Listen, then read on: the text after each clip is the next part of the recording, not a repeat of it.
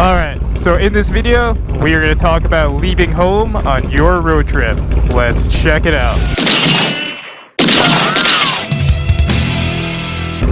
Alright, what's going on YouTube? FXDLSBROOKLYN is back in the building.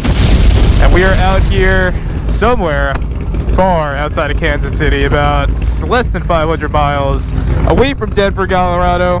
And of course, we have the usual crew on these types of trips.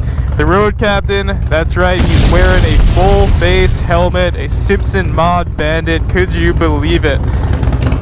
And of course, we got the Scorpion also rocking a full face helmet, top of the line, showy, crushing it. And yeah, we got some miles to do today. So right now, we're going to fuel up, get some gas, and put in a casual 500 miles. And I figured what better time to talk to you all about starting your own road trip on your own bike. Well, let's do it. Lead the way, road captain. Yeah, so if you follow me on Instagram, most of the time if I'm posting anything bike related on Instagram, I keep the captions pretty short, right? I'm never going on and on, writing too much. You know, there's some people on Instagram where it's like every post they make, it's like a short story to a novel.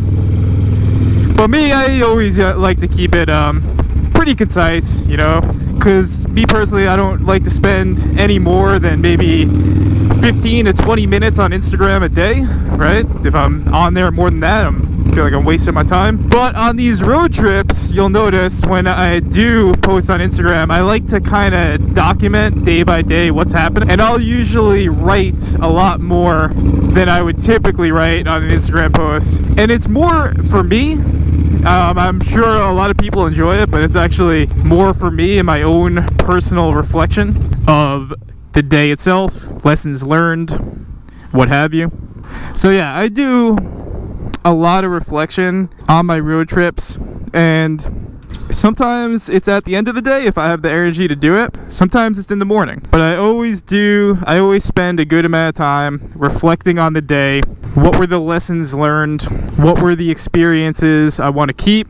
What are the experiences or the pitfalls that I want to leave behind? And in my daily reflections, I've been thinking a lot about you all, because a lot of you ask me questions about these bike trips. You know, I've been doing this since 2016 at this point. You know, this is definitely not my first rodeo in terms of a long bike trip, right? Going cross country. And a lot of you asked me about your first bike trip and getting started.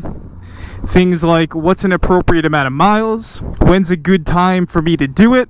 What are the things that I should have straight, etc. And this had me thinking about this particular road trip, because this is actually, you know, I don't like to get like too personal with these videos or anything, but I figure this could actually be helpful in the context of this topic.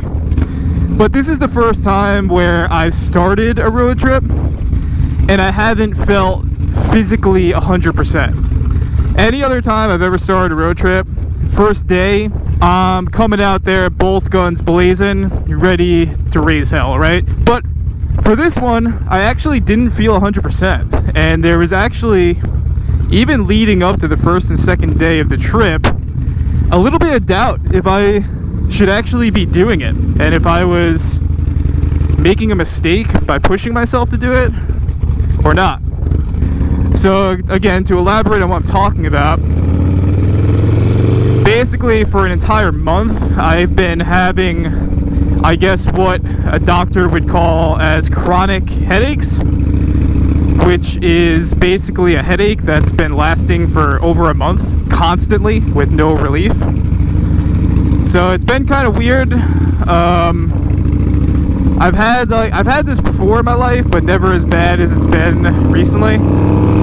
But basically, the summer started, July started, and all of a sudden I just started getting these really weird headaches where basically what'll happen is every minute on the minute for like a couple seconds, I'll just get like shooting pain on the left side of my head.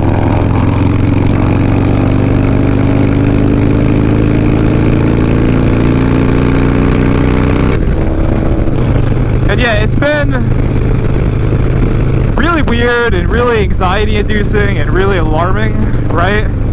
Because it's a headache that won't go away, and most sicknesses and physical things or what strains or whatever eventually go away, but this has just been something that's been constant, right? So it kind of had me thinking before and even now in terms of the road trip, like, should I even be pushing myself to do this? Because we're coming in hard. Like, we're doing 800 plus mile days. We're riding hard, you know? It's a very physical thing. It's something that requires physical toughness. It's something that requires mental toughness. So, yeah, I was basically just thinking, like, I was doubting myself of thinking, like, should I just throw in the towel and not do it? And obviously, I'm here right now, about 400 miles outside of Denver, Colorado. Obviously, I am doing the trip. This is day number 3. And I made the conscious decision to do it even though I wasn't fully 100%, not even close to 100%. So how does this relate to you all and the topic of this video? So I've said before in terms of bike trip videos that, you know, your bike should be 100%. Physically, you should be as good as possible, right? Financially, you should be as comfortable as possible to do it. But this recent trip kind of has me thinking a little bit differently about that. And more so, if you have the attitude that everything has to be 100% perfect for you to start a really intense and challenging bike trip, then the fact of the matter is that you're probably never going to do it. Because someday is going to quickly become never. So, in reflecting, I'm more kind of thinking at this point that obviously things are never going to be perfect. There's never going to be a good time for you to leave for a trip like this. There's always going to be something. Whether it's problems in relationships, problems at work, financial problems, health problems, bike problems, there's always going to be something. But what I'm thinking now is, I don't think you should let things not being 100% stop you from doing the trip. Because I didn't. And so far, 3 days, over 1,300 miles into the trip, I don't regret that decision.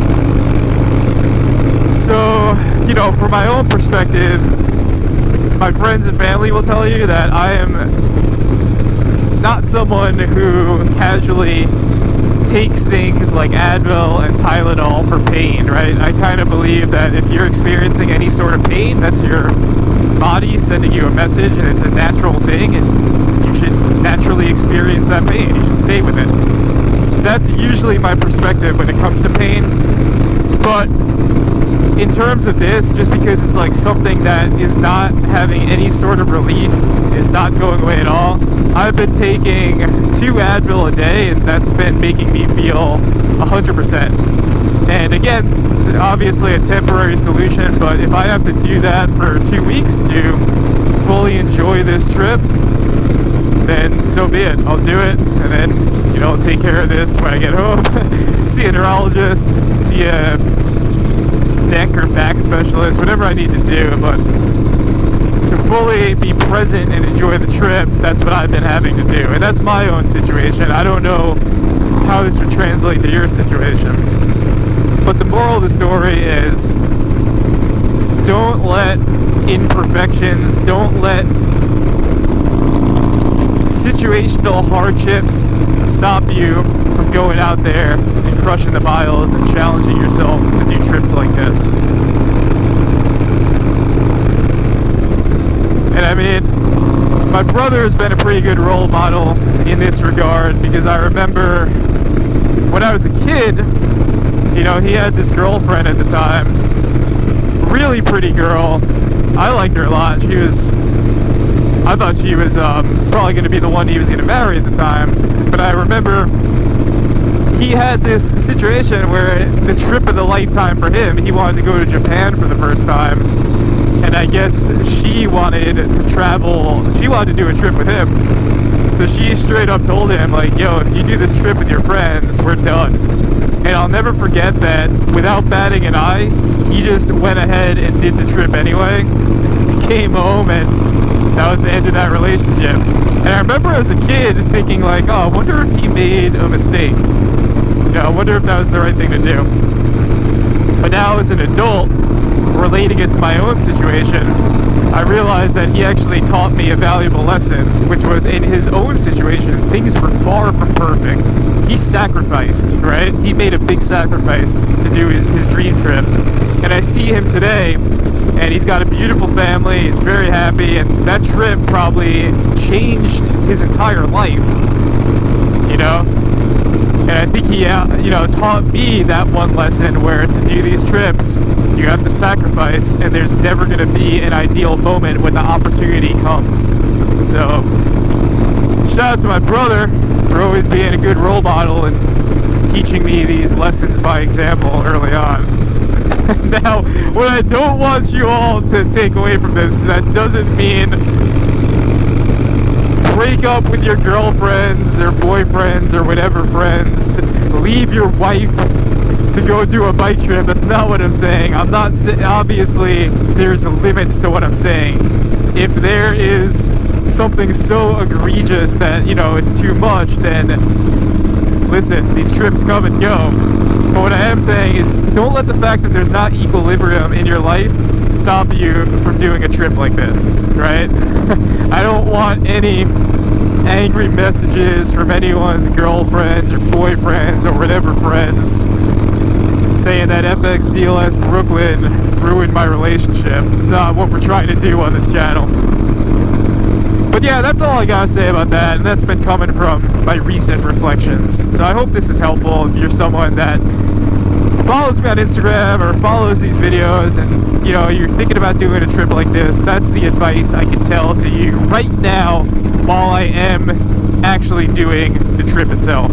Discover the wild side. That looks like some Tiger King nonsense. The other reflection, though it's not in the title of this video, is in years past, I would just do videos where they wouldn't actually have a topic. I would just be like, hey, here we are on the road in Nowheresville, United States. And those videos, I would notice, would never usually get a good response because they weren't grounded in a topic. The other thing I've kind of learned as a 4+ year motovlogger is as I cover this trip, I want to make sure that the videos I do are actually grounded in some topic like today. So as you watch these videos, I will give you an update of what's going on in the actual trip, but it will have an overlaying predominant topic so that it's not just you watching me do random miles in the United States, which I do know some of you, that's what you want to see and you're a fan of that. But again, I think I would like to kill two birds. Well, actually, let's not kill anything. I would like to nourish two birds with one piece of bread. Isn't that a great analogy? You can quote me on that. And try to cover important topics while also taking you along on this actual road trip. Cross country 2021 with my family up here. But yeah, so I mean, if you follow me on Instagram, basically where we're at, day number 1, I covered it already, 100 miles into the trip. We had a clutch blowout that took us 6 hours to redeem, and we still covered over 500 miles with that, so that was pretty cool. Pretty proud of that one. Definitely practiced a PMA and a stay low attitude in that type of situation. And the same thing for the next day. The next day we got pounded with rain in and around St. Louis, literally 200 to 300 miles in a downpour, to the point where there was flooding on the road and we had to stop multiple times. And even with that, we still managed to clear over 850 miles through St. Louis, through Indianapolis, through Kansas City, bringing us pretty close to Denver. So we ran hard day 1 and day 2, and today we have an under 500 mile day, which at this point that's easy. Like, that's nothing. That's a pretty casual day of riding for us. So that's kind of where we're at in the trip. Day 1 and day 2 were hard, I'm not gonna lie. Like, those were what we call hard miles. But that's also what's on FXDLSBROOKLYN we call paying the iron price, where it's the moments where you're miserable and challenged that are the most satisfying and gratifying. That most people try to avoid those moments, but they don't understand the iron price. And it's the yin and the yang at the end of the day. This beautiful sunny morning would not feel as good as it feels without being cold, wet, and miserable on yesterday's road. So yeah, you know, to quote Pay My Children, a good book that I'm reading right now, go to the places that scare you. Do things that scare you, that make you uncomfortable. With reason, of course. I don't need anyone looping out their bikes or anything. And don't make I'll do it someday become never. Because I hear it with everything. It's like the same people that I've listened to talk about getting big tattoos or whatever and never do it. It's the same people that say, oh yeah, I'll go cross country on my motorcycle one day. Start today. Do it with a positive mental attitude. Stay low. Stay safe. Listen to the bad brands. And on that, FXDLSBROOKLYN is out.